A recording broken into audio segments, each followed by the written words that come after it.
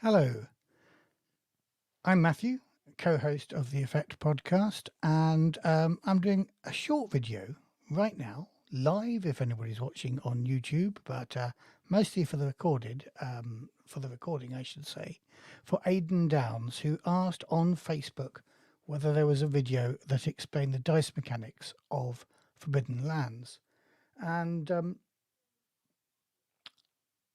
all the dice mechanics of Year Zero systems are pretty much the same, but with varying levels of complexity, and Forbidden Lands is one of the most complex.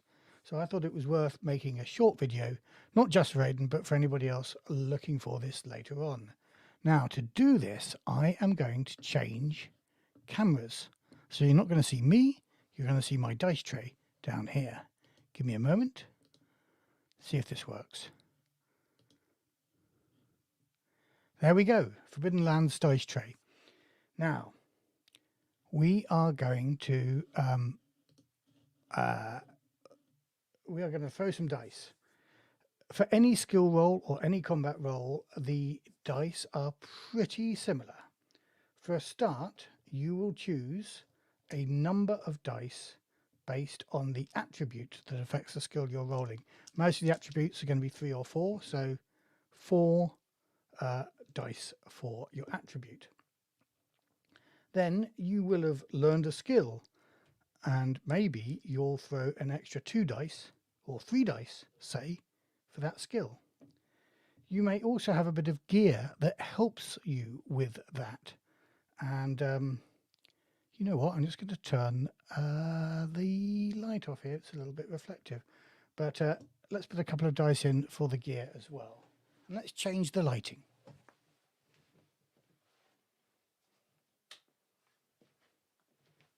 No, let's not.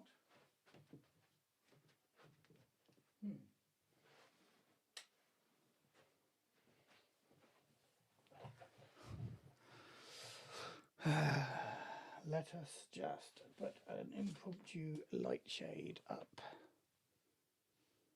How does that work? Well, let's see how we do. Give me a moment.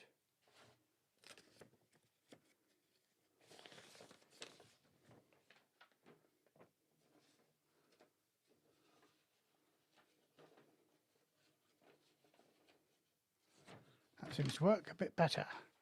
So that's dimmed it down so you can see the numbers on the dice here. Now, you take all those dice, 4 for your skill, 4 for your attribute, we've got 3 for our skill, and we've got 2 for our gear. And you roll them all. They're all d6. Now, you're looking for 6s. A single 6 is a success. And as you can see here, we've got no 6s. All of the Year Zero system games have what's called a push mechanic, which is an opportunity to roll the dice again. That push comes at a cost in each of the push mechanics. And this is a really good example of what that cost might be. Now, generally, let's look at these 3 dice here. This one is a 1. It's got a skull on it. This one is a 1 that doesn't have a skull on it. There's a big difference between ones with a skull on and ones that haven't got a skull on. And that is that your skills, the thing you learn to get better at doing a thing, doesn't cost a bane. So that one there, this is a skill dice, remember, the red one, can be rolled again. But this one with a skull on it cannot be rolled again, and indeed it has to be put to one side because that may cost you later if you re-roll. In fact, this one will cost you because it's already a 1. So you can't re-roll that dice. You can re-roll all the others.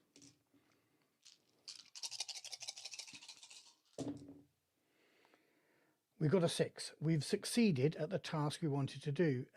Generally, in Forbidden Lands, it doesn't matter how many 6s you get. Sometimes in combat, an extra 6 means an extra point of damage, so sometimes it does matter. We've got 2 1s though with skulls on, and handily they arrived next to each other in the same one here. So we can ignore all of these dice and just talk about these 2. This 6 is a success. This 6 is a success. If this was a combat roll, then you do your weapon damage for your first 6 and an extra point of damage. Doesn't matter which colour dice is the first and second 6. These, though, are banes. So you don't get a bane when you roll a 1 on a skill dice, but you do get a bane if you roll a 1 on gear dice or on your attribute dice.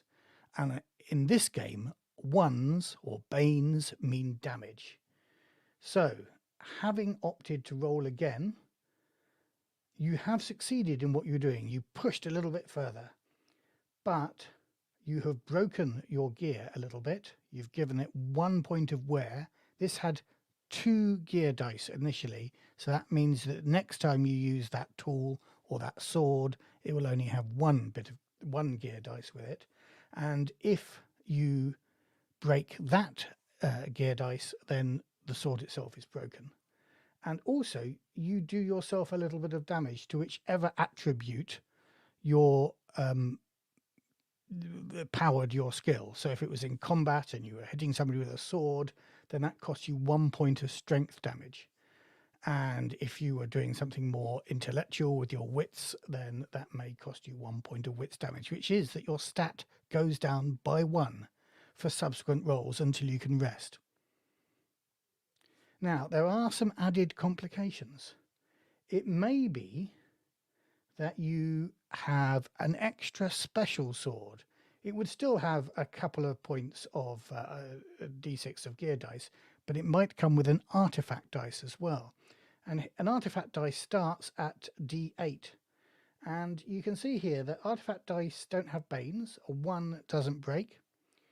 But you can also see that a 6 or a 7 gives you success, and an 8 gives you 2 successes. So this is the equivalent of a magical sword in D&D, a +1, +2 sword in D&D, and it's really quite a powerful thing to add to your roll. So you don't necessarily see all that many artifacts lying around, and artifact dice are pretty rare. And if I were rolling an artifact dice and I'd already got 1 point of damage on my sword, I might have chosen not to re-roll that roll or push that roll, because that could have cost me my magical sword.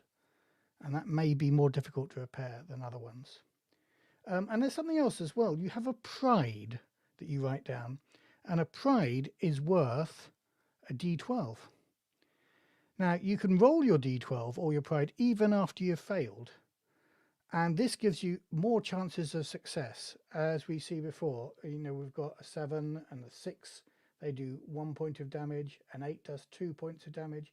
A 9 does 2 points of damage. An 11 and a 10. Where's the 10? They do they're 3 successes, I should say, not points of damage. And a 12 is 4 successes. So this can really be a good dice to roll. You may find artifacts with a d12 artifact dice with them, but it's more likely you'll be rolling this as part of your pride. And this is your pride is one thing that you do really well. You might be ride like the wind, or I never miss. And if you did miss with your arrow, you've got a chance to save that roll by rolling just that d12. If you fail, like in this case, then you have to scratch your pride off your character sheet, play a whole session without a pride, and then choose another pride to be the best at and get your d12 back again. So that is a risk when you're using it, but it could be a wonderful success if you failed in all your other dice rolls. So I hope that is explanatory. If anybody has any questions on it, feel free to leave a note in the comments, and we'll come back to you and try to explain some more of that. But hopefully this has been a short video that explains how to roll the dice in Forbidden Lands.